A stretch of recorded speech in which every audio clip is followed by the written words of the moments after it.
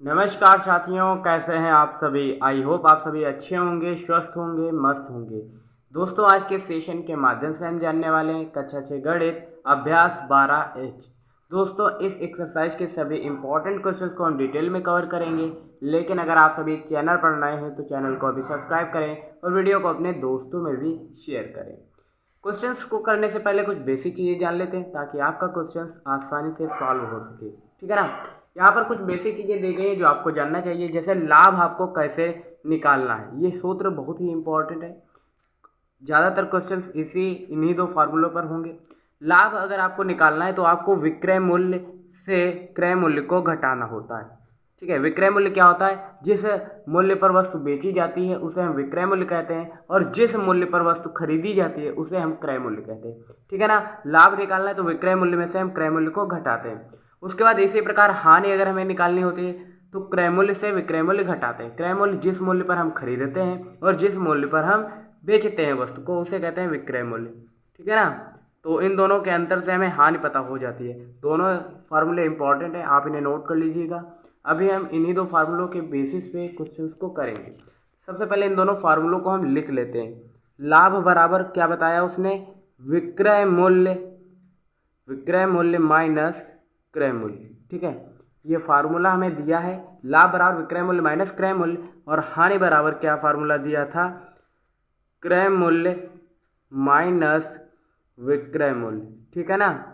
उसके बाद आपका यहाँ पर एक फार्मूला दिया गया होगा लागत मूल्य। लागत मूल्य क्या होता है? वस्तु खरीदते समय भुगतान की गई राशि प्लस उपपरिव्यय।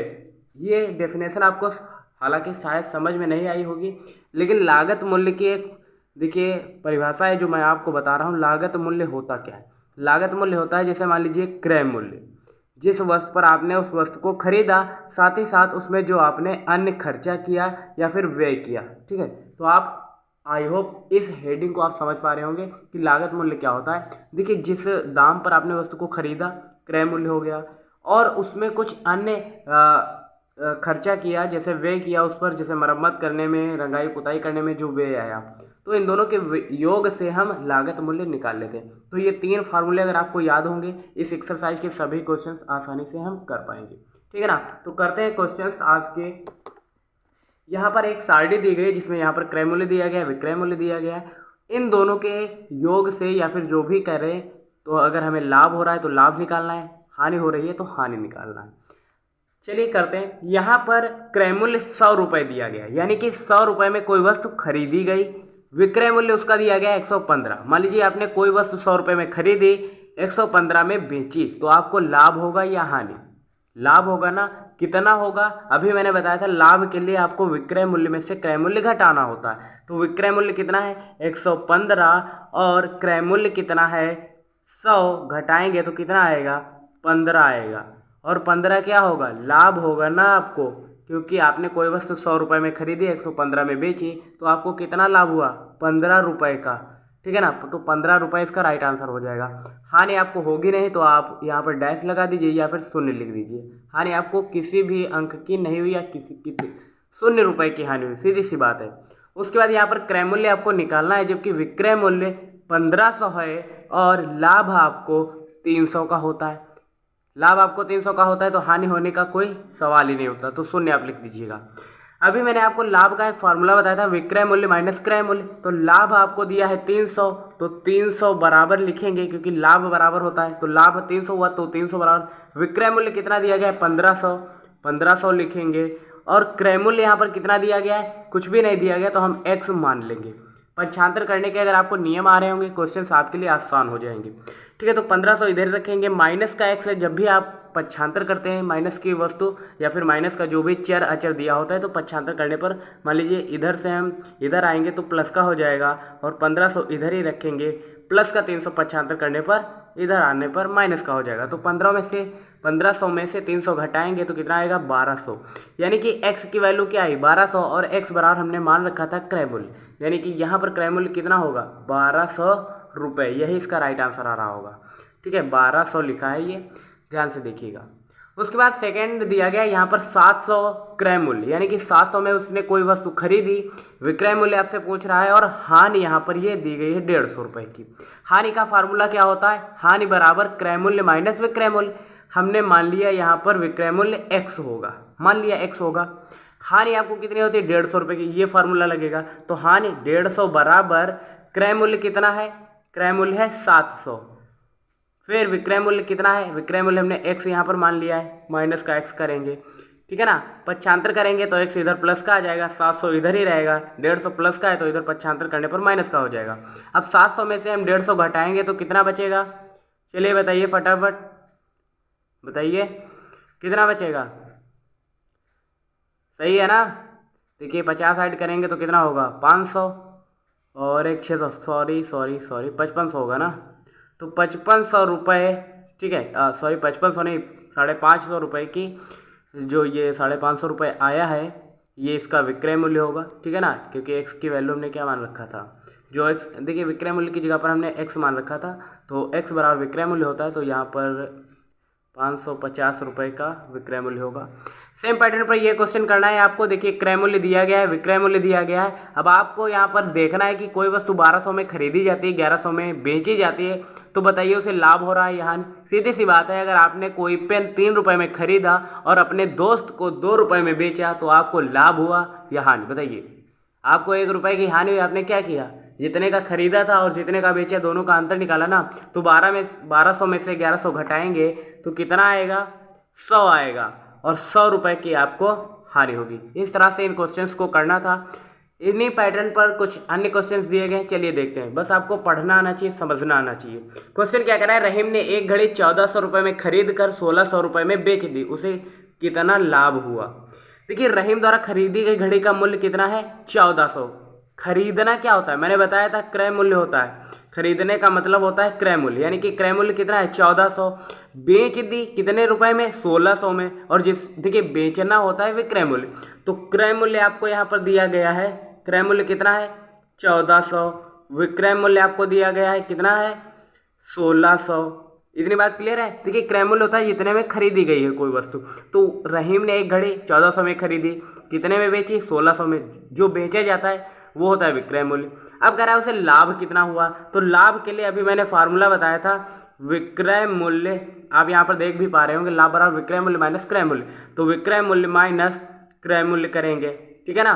तो विक्रय मूल्य यहाँ पर कितना है 1600 माइनस क्रय मूल्य कितना है 1400, तो 1600 में से 1400 घटाएंगे तो कितना आएगा 200 रुपये, यानी कि उसे लाभ कितने रुपए का होता है 200 रुपये का लाभ होता है, ठीक है ना। इन सभी पैटर्न पर इसी तरीके से अन्य क्वेश्चंस होंगे, आप कर सकते हैं, एक बार खुद से भी ट्राई करिएगा। तीसरा क्वेश्चन दिया गया है, गीता ने एक साड़ी 750 रुपये में बेची, ठीक है ना, इसमें 125 रुपये की हानि हुई, साड़ी का क्रय मूल्य ज्ञात कीजिए। देखिए साड़ी गीता द्वारा बेची गई है, तो बेची गई यानी कि ये विक्रय मूल्य दिया गया है, तो विक्रय मूल्य कितना दिया गया है यहाँ पर 750 रुपये। अब उसके बाद कह रहा है हानि कितनी होती है, हानि आपको हो रही है 125 रुपये की, ठीक है ना। तो साड़ी का क्रय मूल्य ज्ञात कीजिए। हानि बराबर, अभी मैंने आपको एक फार्मूला बताया था, हानि बराबर क्या होता है क्रय मूल्य माइनस विक्रय मूल्य, ये फार्मूला भी मैंने आपको बताया था। तो हानि कितने रुपए की हो रही है 125 की, तो 125 यहाँ पर लिखेंगे। क्रय मूल्य कितना है, क्रय मूल्य आपको निकालना है, तो मान लीजिए x है, और विक्रय मूल्य कितना है 750 रुपये, ठीक है ना।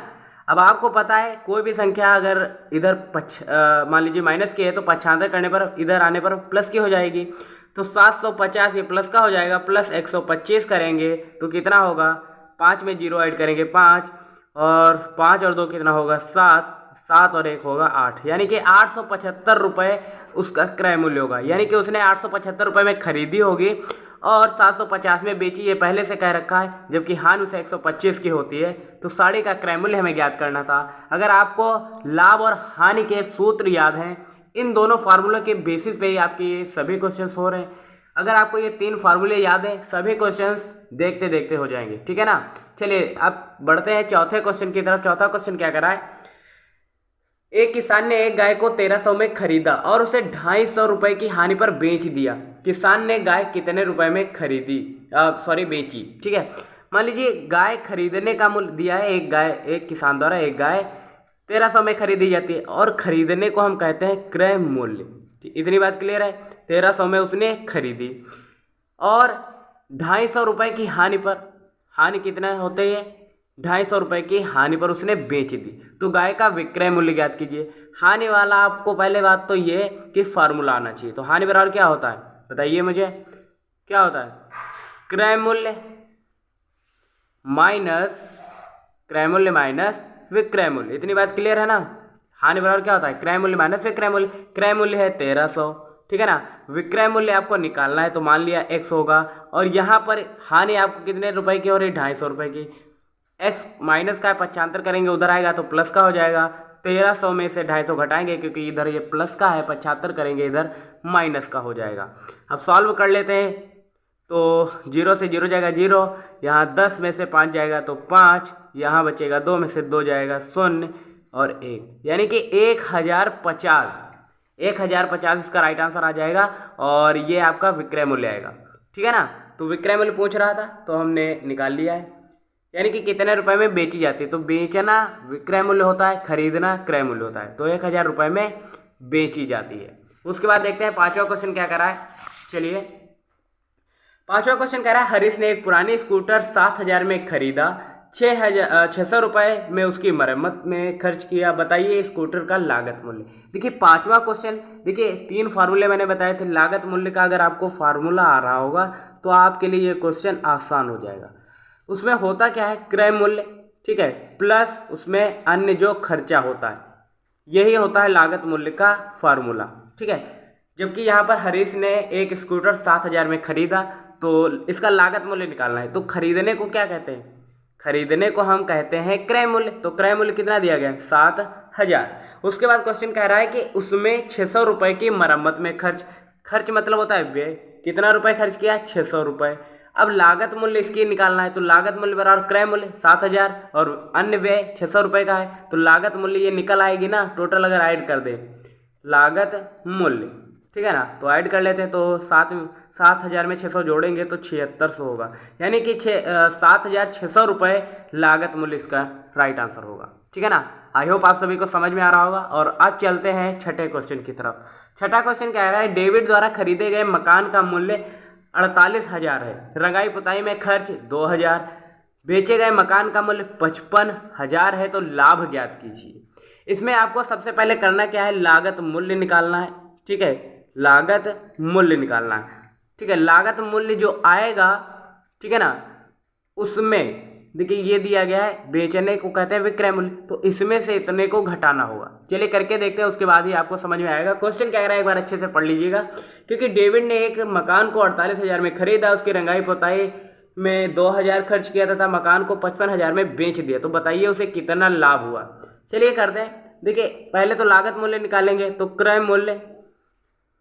मूल्य प्लस व्यय करेंगे। तो क्रय मूल्य कितना था? 48,000 का, ठीक है, प्लस व्यय अपने पास से 2000 रुपये लगभग और उसमें लगा दिए, तो टोटल कितना हुआ? 50,000 हुआ ना। अब कह रहा है मकान का मूल्य उसने 55,000 में, मतलब 55,000 में उस मकान को फिर बेच दिया।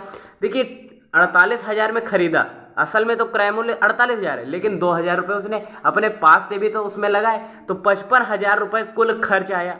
कुल खर्च उसने कितना किया?